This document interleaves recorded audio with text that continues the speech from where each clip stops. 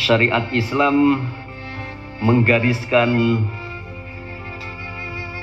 hukum berkenaan dengan khitan ini sebagai sesuatu yang penting dan jangan dilupakan oleh orang tua. Khitan lebih dikenal di masyarakat luas dengan sebutan sunat atau memotong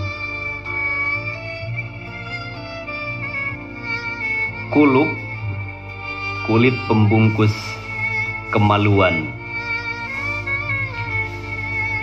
pembungkus organ genital, baik bagi laki-laki maupun perempuan. Dan ini adalah satu penanda bahwa anak kita diberi ciri keislaman, ciri meneladani Nabi dan mentaati perintah ilahi. Karena dengan pemberian ciri ini nanti anak akan mengikuti cara untuk melaksanakan perintah agama, cara untuk melakukan amal dan penghambaan diri kepada Tuhannya, Allah Rabbul A'la. Yang pertama, mitra sekalian yang dirahmati oleh Allah Subhanahu wa Ta'ala, khitan yang ditakrifkan oleh hukum syara itu adalah memotong kulit yang menutupi kepala atau ujung kemaluan. Ini bagi laki-laki, ujung kemaluan di sini adalah penis, sedangkan memotong kulit bagian dari atas kemaluan perempuan, yakni dari klitorisnya, itu sedikit saja, itu disunnahkan bagi anak perempuan. Nah, inilah yang dimaksud dengan berkhitan atau sunat tadi. Yang kedua, mitra sekalian yang dirahmati oleh Allah Subhanahu wa Ta'ala, apa yang menjadi tujuan dari khitan itu? Tujuan dari khitan itu yang paling utama adalah dua. Yang pertama, tujuannya adalah mencapai maksud-maksud kesehatan, yakni agar di sana, di dalam kemaluan atau di dalam farji itu tidak terkumpul kotoran, sehingga anak nantinya bisa leluasa untuk kencing, membuang air seni, dan air seni itu adalah kotor serta najis. Maka ketika dia dikelola dengan baik melalui satu proses khitan, kotoran itu bisa dibersihkan dan ditekan sehingga tidak menumpuk di situ dan relatif memungkinkan untuk bersih serta sehat. Yang kedua, tujuannya supaya tidak mengurangi kenikmatan dalam bersenggama. Jadi dengan dikhitan itu, kenikmatan bersenggama akan makin sempurna. Meskipun menurut beberapa ulama, khusus untuk perempuan, dia dipotong itu supaya syahwat yang liar dari perempuan bisa dikendalikan. Makanya disyariatkan dipotong sedikit dari ujung kelentit atau klitorisnya. Itu adalah dalam rangka pengendalian seksnya agar tidak liar dan memudahkan proses rangsang atau sensitivitas dengan sedemikian rupa. Itulah tujuan khitan menurut syariat beserta hikmah yang terkandung di dalamnya, yang mengandung dua rahasia tadi yang penting. Nah, mitra sekalian yang dirahmati oleh Allah Subhanahu wa taala, yang ketiga, ketahuilah bahwa khitan ini merupakan sebuah amaliyah syar'iyah yang jauh dilakukan sebelum syariah Rasulullah Sallallahu Alaihi Wasallam. Jadi dia dilakukan itu sejak jauh-jauh hari, sebab syariah ini ternyata telah diteladankan dan dibakukan sebagai bagian tak terpisahkan dari risalah yang dibawa oleh Nabiullah Ibrahim alaihissalam. Baginda Rasulullah Shallallahu Alaihi Wasallam memberitahukan di dalam sebuah hadis yang diriwayatkan oleh Imam Bukhari bahwa Nabiullah Ibrahim alaihissalam berkhitan pada masa yang lalu itu, tatkala beliau mencapai usia 80 tahun dan beliau berkhitan dengan kapak, berkhitan dengan qadum. Qadum itu sejenis kapak untuk mencabik dan memotong kayu, kira-kira kampak lah yang dikenal luas di kita sekalian untuk memotong kayu yang agak gede dan bisa membelahnya dengan mudah. Qala Rasulullah Sallallahu Alaihi Wasallam, ikhtatana Ibrahimu ba'da 80 sanah wahtatana bil qudum. Begitu kata baginda Nabi. Ibrahim Khalilullah, kekasih Allah itu berkhitan tatkala usia 80 tahun dan beliau berkhitan dengan al-qadum.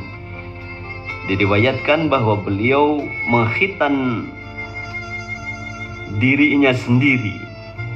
Beliaulah yang memotong ujung kemaluannya dengan tangannya sendiri. Jadi luar biasa, pada usia 80 tahun beliau memotong sendiri dan memotongnya dengan kampak, dengan al-qadum. Jadi luar biasa. Tapi begitulah Allah menuntun dan memberikan panduan berkenaan dengan bagaimana khitan ini dilakukan. Nah, mitra sekalian yang dirahmati oleh Allah Subhanahu wa taala, yang keempat, ketahuilah bahwa khitan ini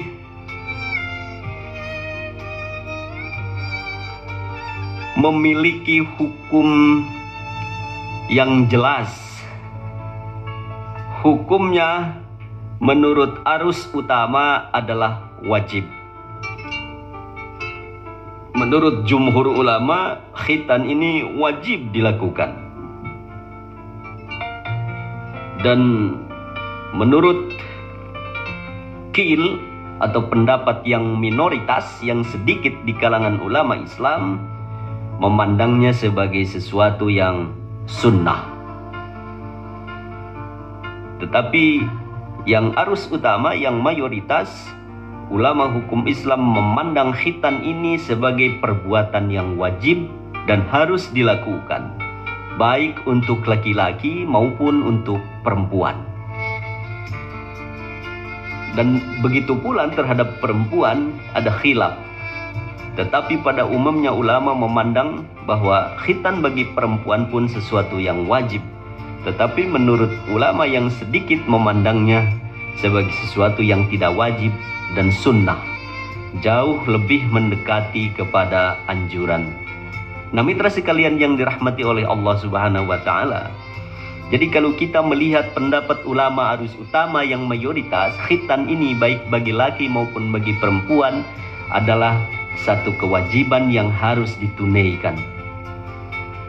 Hal ini menunjukkan bahwa amaliyah ini adalah sebuah amaliyah yang berfaedah, karena setiap perintah syara itu memiliki hikmah dan faedah, memiliki rahasia dan kegunaan yang tidak saja secara zahir tetapi juga secara batin.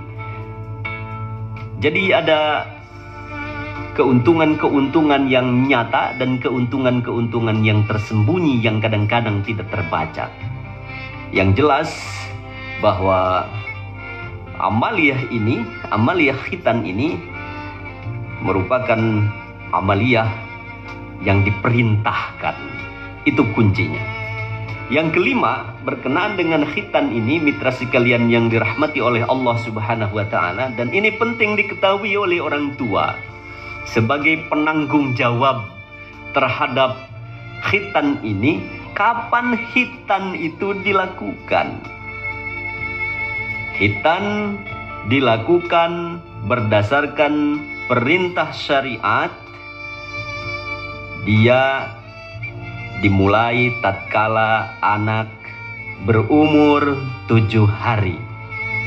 Jadi pada hari ke-7 setelah Ananda lahir, disunnahkan bagi Ananda sang bayi itu oleh orang tuanya segera dia dikhitan sebagaimana dia disunnahkan untuk diberi nama.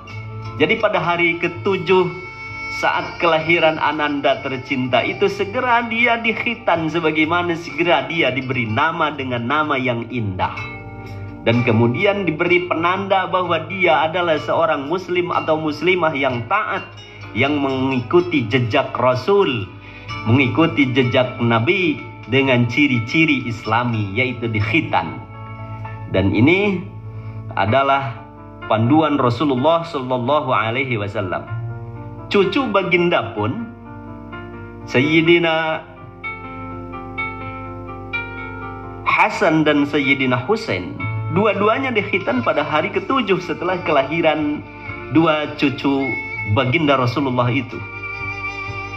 Nah, oleh karena itu, maka bila mana memungkinkan setelah 7 hari kelahiran Ananda tercinta, segera dia khitan, segera dia sunat, segera dia potong. Dan ini merupakan sesuatu yang utama. Tetapi bila mana tidak sempat, mitra sekalian, sampai kapan Ananda itu bisa dikhitan? Syariat memberikan keleluasaan bahwa batas maksimal atau akhir usia khitan adalah qoblal bulug, sebelum Ananda menginjak balik. Kapan Ananda itu balik? Di kalangan ulama ahli hukum Islam, para fuqaha, terdapat beberapa pendapat. Tetapi arus utama atau mayoritas dari pendapat itu mengatakan bahwa baliknya anak itu ialah pada usia 15 tahun. Jadi diusahakan sebelum usia 15 tahun dia sudah dikhitan, dan itu merupakan usia paling maksimum, usia paling akhir waktu untuk dikhitan. Ada juga yang mengatakan usianya sebelum 21. Tapi 21 kelihatannya sudah cukup dewasa, sehingga akan ada kesulitan. Antara lain dia akan merasa malu karena sudah dewasa, kemudian akan kelihatan auratnya, dan seterusnya dan seterusnya. Sementara kalau masih kecil, apalagi sebelum balik, relatif persoalan rasa malu, aurat, dan seterusnya, bahkan tenaganya juga masih kecil, itu akan memudahkan dan membuat simpel urusan berkenaan dengan tanggung jawab khitan ini. Nah, di dalam hukum Islam, kita memang diberi kesempatan yang tidak terlalu menyulitkan. Jadi bila mana tidak sempat 7 hari, bolehlah berhari-hari bahkan bertahun-tahun, sampai dengan mungkin dia dikhitan, anak dikhitan. Dan maksimalnya sampai dengan sebelum balik. Jadi cukup leluasa. Nah, mitra sekalian yang dirahmati oleh Allah Subhanahu wa taala, khitan ini sungguh merupakan satu amaliyah atau merupakan satu ibadah yang menunjukkan kesalehan. Dan kesalehan ini ditunjukkan oleh seorang hamba yang bernama Ibrahim, seorang nabi yang bernama Ibrahim, seorang rasul yang bernama Ibrahim. Beliau adalah bapak khitan. Jadi ketika kita melakukan khitan, maka kita sedang melakukan jejak Nabi Agung itu, jejak Rasul yang tinggi itu, jejak bapak kita Ibrahim. Di dalam Al-Quran surah An-Nahl ayat 123, Allah Rabbul Karim berfirman, "Summa auhayna ilaika anittabi' millata Ibrahim hanifa wa ma kana minal musyrikin." Kemudian kami wahyukan kepadamu, wahai Muhammad, ikutilah agama Ibrahim, seorang yang hanif, dan dia bukanlah seorang nabi, seorang yang mempersekutukan Tuhan. Wa ma kana minal musyrikin. Dia tidak termasuk orang-orang yang syirik atau orang yang musyrik. Jadi apapun yang dilakukan oleh Ibrahim berkenaan dengan khitan ini, itu terkait dengan wahyu untuk mengikuti beliau, dan itu adalah millah Ibrahim, itu adalah agama atau syariat Ibrahim yang harus diikuti. Yang keenam, mitra sekalian, ada pertanyaan, bagaimana dengan orang yang baru masuk Islam, khususnya laki-laki yang baru masuk Islam padahal dia sudah dewasa atau sudah tua? Berkenaan dengan ini, Rasulullah Shallallahu Alaihi Wasallam bersabda, hilangkanlah rambut kekafiran yang ada padamu dan berkhitanlah. Dan ini ada di dalam hadis riwayat Abu Dawud dan Baihaqi, yang derajat hadis ini oleh Al-Albani disebut sebagai hadis yang sahih. Alqi anka sya'ral kufri wahtatin, kata baginda Nabi. Jadi begitu seorang laki-laki non-muslim masuk ke dalam agama Islam, dia berpindah agama menjadi muslim, maka dia harus dikhitan, dia harus dikhitan, dia harus disunat. Dan ini adalah perintahnya. Alqi anka sya'ral kufri, hilangkanlah rambut kekafiran yang ada padamu, wahtatin, dan berkhitanlah. Jadi